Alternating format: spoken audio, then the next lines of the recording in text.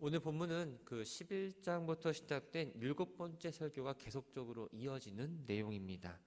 11장 12절에서 하나님께서는 회개하라는 촉구에도 불구하고 이 회개하지 않고 계속적으로 죄악 가운데 있는 북이스라엘에 대한 하나님의 질책과 심판에 대해서 말씀하고 있습니다. 1절을 보면 에브라임은 바람을 먹으며 동풍을 따라가서 종일토록 거짓과 포함하여 아수르와 계약을 맺고 기름을 애굽에 보낸다라고 말씀합니다. 바람은 헛되고 공허한 걸 의미합니다. 본문에 나오는 동풍은 이 아라비아 사막에서 불어오는 아주 뜨거운 열을 품고 있는 바람인데, 이 바람의 특징은 바로 식물들을 죽일 수 있는 파괴적인 힘을 갖고 있다라는 겁니다.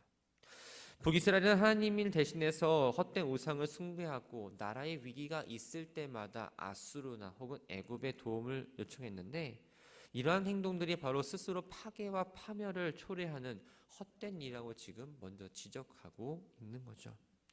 이 절을 보면 남유다와 북이스라엘 모두 하나님 앞에 잘못되어 있음을 책망하고 있습니다. 여호와께서 유다와 논쟁하시고 야곱을 그 행실대로 벌하시며 그의 행위대로 그에게 보응하시리라. 여기서 말하는 유다는 바로 남유다를 말하고, 야곱은 에브라임으로 대변되는 바로 북이스라엘을 의미합니다. 논쟁하다라는 이 말은 법적 용어입니다. 조금 더 쉽게 풀어서 말씀드리면 바로 기소하다라는 거죠. 기소하다라는 말이 나왔기 때문에 자연스럽게 하나님께서는 재판장이 되시고 피고는 유다가 됩니다. 하나님께서 유다의 죄를 하나하나 지적하시는데, 이스라엘에 대해서는 그들이 행한 대로 갚겠다라고 아주 분명하게 말씀하시죠. 유다와 북이스라엘을 비교해 보면 상대적으로 유다가 좀 죄를 덜 지은 듯합니다. 그러나 분명 거기도 문제가 있었습니다. 유다 역시 하나님의 경고를 계속 무시하고 지금처럼 죄악된 삶을 살아간다면 북이스라엘처럼 하나님의 심판은 피할 수 없게 될 거라는 것을 이야기해주고 있는 거죠. 3절부터 6절까지의 말씀은 야곱이 야복강가에서 과거 잘못된 삶을 회개하고 이 복음받은 사실을 회상합니다. 그러면서 북이스라엘 백성들도 하여금 모든 잘못된 삶을 회개하고 하나님께로 돌아와서 구원받기를 지금 요청하고 있습니다. 3절을 보면 야곱은 모태에서 그의 형의 발꿈치를 잡았다라고 말합니다. 야곱이 어머니의 뱃속에서 발뒤꿈치를 잡은 건 결코 의도적으로 의식적으로 한 행동이 아니었습니다. 그러나 이 사건은 하나님께서 야곱이 태어날 때부터 간교한 사람이라는 걸 보여줍니다. 이것 또한 하나님의 섭리였던 거죠. 이러한 간교함 때문에 야곱은 일생 동안 하나님의 징계를 받고 수많은 역경에 처하기도 했습니다. 또 야곱은 자기의 힘으로 하나님과 겨루어서 복을 받고자 하기도 합니다.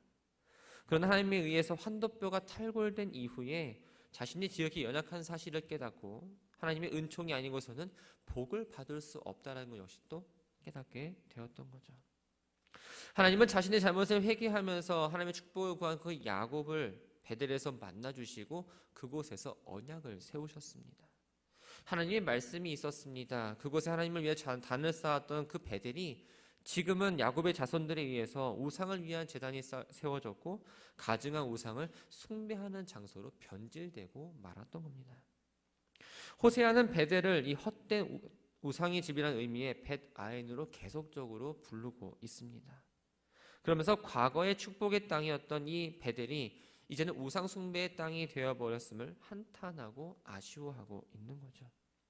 그런데 지금 하나님께서는 야곱을 바로 이 베델에서 만나셨다는 이야기를 하시면서 당시 이스라엘이 그 베델의 우상 숭배를 버리고 다시 그 땅을 새롭게 정화시켜서 하나님께 드려야 되고 그들 역시 회개해야 된다고 지금 이야기하고 있는 겁니다.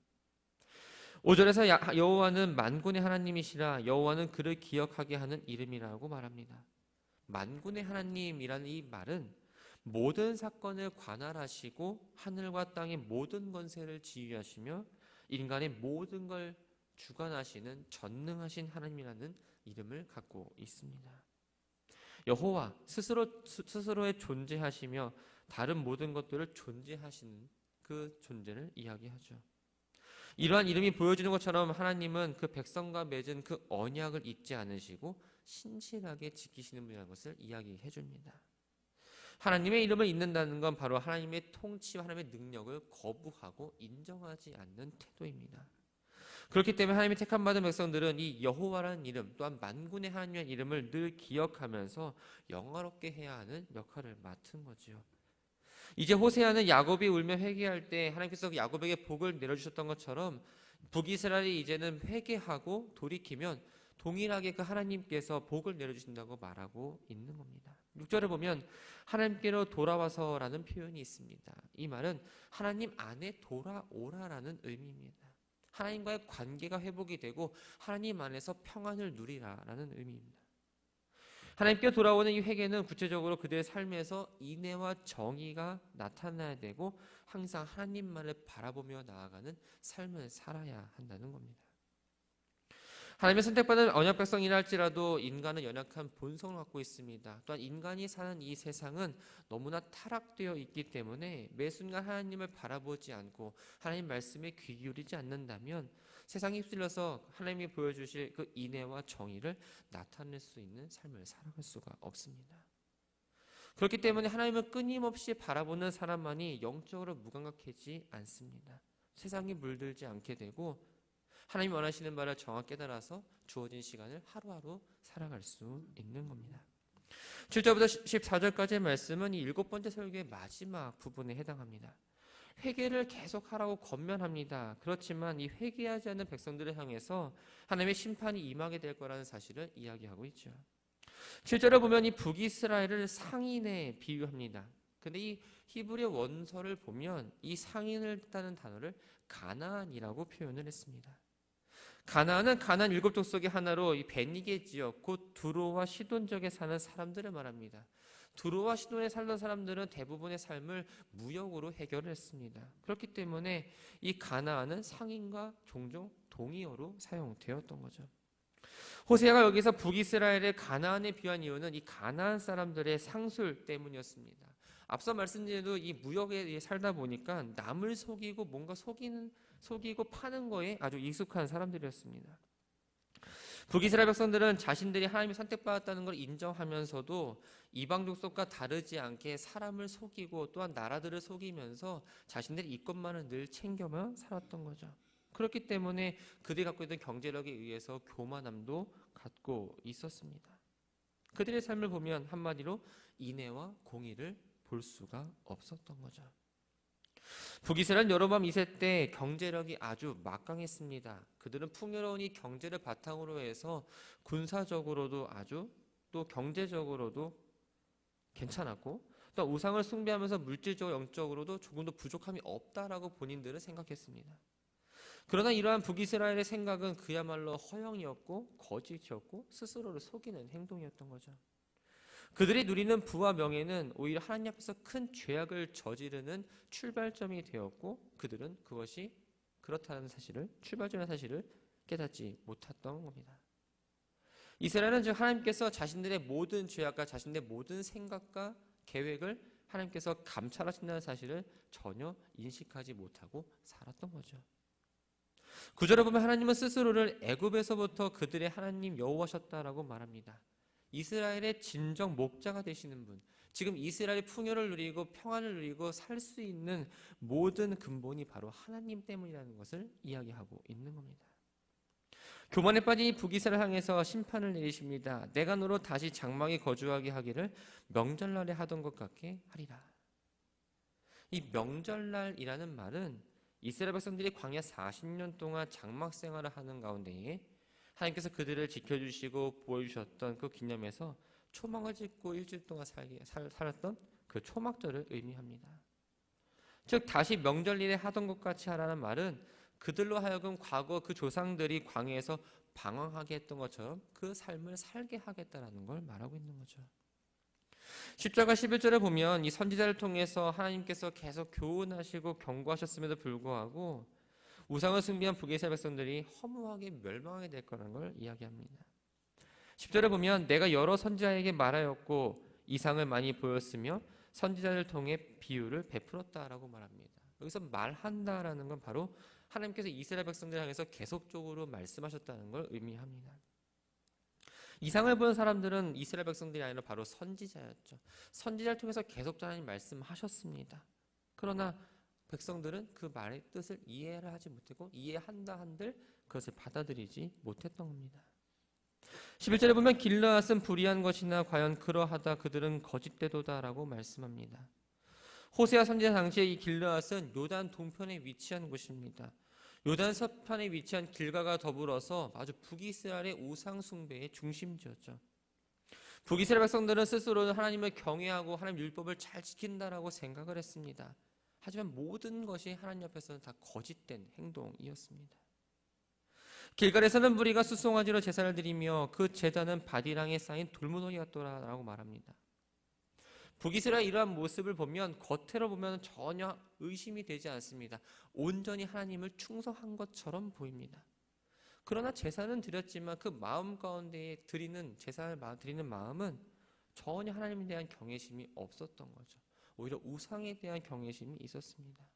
그 제사는 오히려 드린 것보다 못한 거였고 하나님 앞에 악을 범한 것과는 전혀 다르지 않았습니다. 바디랑에 쌓인 돌무더기란 말은 농부가 밭을 갈다가 나온 돌을 한쪽에 모아놓은 걸 말합니다. 이처럼 북이스라엘 백성들이 하나님께 제사한다는 명목상 세운 이 제단이 오히려 아무런 쓸모가 없고 아무런 의미가 없는 공간이 되었다라는 겁니다.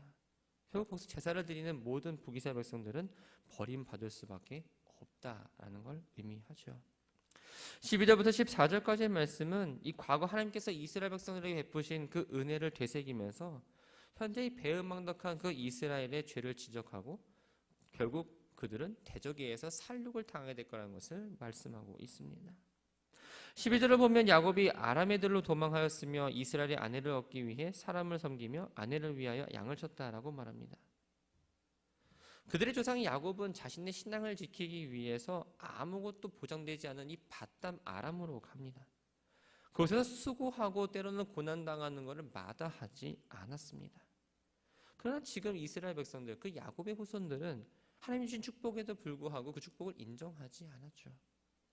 헌신자처럼 내던져치면서 하나님을 의지하기보다는 오히려 이방 세력을 의지하게 되고 이방의 신을 우상하기도 했습니다. 13절을 보면 여호와께서는 한 선지자로 이스라엘을 애굽에서 인도하내셨고 이스라엘이 한 선지자를 보호받았다라고 말합니다. 여기서의 선지자는 바로 모세를 가리킵니다. 하나님께서는 이 모세를 통해서 노예의 생활과 다름없던 이 이스라엘 민족을 애굽 땅에서 인도해내셨고 광야 40년 동안 하나님께서 그들을 인도하시고 지키시고 보호해 주셨습니다. 이스라엘 백성은 당연히 하나님의 그 구원과 은총이 감사하고 하나님의 영광을 위해서 살아야 마땅했죠. 그런 이스라엘 백성들은 지금 하나님의 율법을 전혀 지키지 않습니다. 범죄함으로 그들이 죄악된 가운데 살아감으로 결국 하나님을 경노하게 했던 겁니다. 이런 북이스라엘에 대해서 하나님은 이렇게 또 심판을 하십니다. 14절을 보면 에브라임이 경노하게 함이 극심하였으니 그의 주께서 그의 피로 그의 위에 머물게 있게 하시며 그의 수치를 그에게 돌리신다. 여기서의 피는 바로 이스라엘의 그 범죄에 합당한 심판을 의미합니다. 수치는 모욕과 경멸을 의미하는데 이스라엘 하나님 말씀을 업신여겼고 하나님의 말을 섬겨야 하는 그 본분을 잃어버린 채 바알을 숭배했다는 사실을 이야기합니다. 결국 하나님의 심판은 말씀하신 대로 주전 722년에 아수르에 의해서 멸망을 당하는 것으로 성취가 되었던 거죠. 말씀을 정리합니다. 하나님이 우리에게 하신 명령이 있습니다. 내가 거룩하니 너희도 거룩할지이다. 거룩이란 말을 들으면 상당히 무겁게 느껴지고 뭔가 나는 해당이 안 되고 좀 범접할 수 없는 그런 거라고 생각이 듭니다. 하나님이 거룩하시기 때문에 하나님 따르는 우리 역시도 거룩해야 한다는 건 당연한 이야기죠. 그러나 이스라엘 백성은 겉으로는 하나님을 경외하고 섬기는 것 같았지만 실제로는 우상을 숭배했고 하나님을 따르지 않았습니다. 우리도 겉으로는 예배를 멈추지 않습니다. 매일매일 예배가 있고요. 예배의 시간에 여러분들은 참석을 합니다. 하지만 하나님께 기도하고 하나님께 찬양하고 하나님의 말씀을 듣는 우리들의 모습 가운데에 온전히 하나님 앞에 나아가고 있는지를 생각해 봐야 한다는 거예요. 몸은 이곳에 있지만 머리는 가정에 있거나 몸은 이곳에서 하나님을 부르지만 내 마음 가운데에 어떤 문제 가운데 나오지 못한다라면 우리는 온전히 예배드린다고 말할 수가 없습니다. 하나님은 모든 걸 아시죠. 사람은 모르지만 하나님은 여러분의 생각과 계획과 모든 것들을 알고 계십니다. 우리의 중심이 먼저 하나님께로 돌아와야 합니다. 중심이 하나님께로 향하지 않으면 우리가 드리는 이 예배 또한 아무런 의미가 없습니다. 사람들은 예배하는 나를 보면서 거룩하다, 신실하다라고 말할 수 있겠지만 내 마음과 생각을 감찰하시는 분은 내 마음의 중심을 아시고 예배를 받지 않으실 수 있습니다. 바라기는 우리들의 삶 가운데 거룩함을 유지하며 살았으면 합니다. 이 거룩하다라는 건 구별되고 분리되고 내가 하나님께 속했다라는 걸 의미합니다. 아주 개념이 쉽지요. 우리는 이 땅 가운데에서 거룩한 삶을 살아내야 합니다. 구별된 삶, 세상의 풍류 속에서 함께 휩쓸려가는 삶이 아니라 하나님을 온전히 바라보며 하나님이 속한 사람으로 여러분들 마음 가운데에 늘 주님을 모시고 생각과 마음과 모든 것들을 주님이 주장할 수 있도록 내어드리는 삶, 그것이 바로 거룩한 삶임을 기억하면서 오늘의 한날을 살아가기를 주님의 이름으로 축원합니다.